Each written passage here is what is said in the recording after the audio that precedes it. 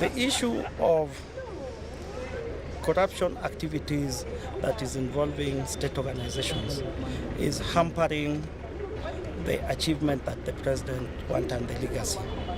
And this should be very clear. Number one, if we talk about the EACC, the director of the CID director, and the person who is heading the DPP, the director of public prosecution. From their individual minds, they should delete the word that we have big fish or big what in Kenya. Anybody who is involved in public theft, anybody who is stealing public money, they do that individually, and when it comes to prosecution, there should be nobody to be consulted. These people should be arrested and prosecuted.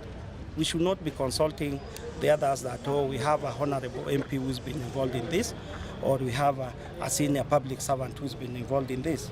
And the president is very clear on this.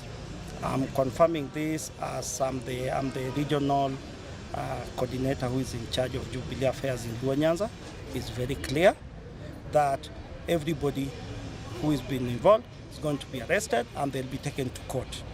Now, on the issue of suspension of the accounting officers, the public accounting officers, and the procurement, I think the court should also come out and be open on whether they want to help the president in fighting the corruption or they do not want to help.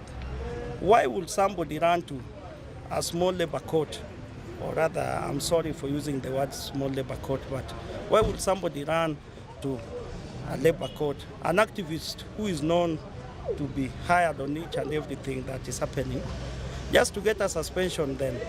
Because if you look at the letter that was released from the office of the president, it was very clear that this is a 30-day suspension.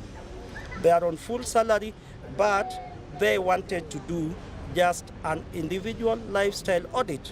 And why should somebody be scared of if individual lifestyle audit is supposed to be run on him? We know our country, and by doing that, we follow the rule of law and everything is done well. I think we are moving toward the right direction. And again, this would be personal and individual. As Kenyans, we think of how we can make our country good and well by removing this thing of corruption from us.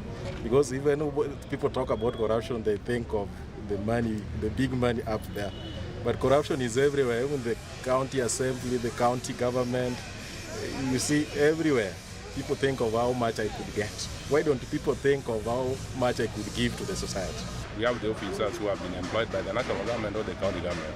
If they read Article 10 of the Constitution, talk about the national value.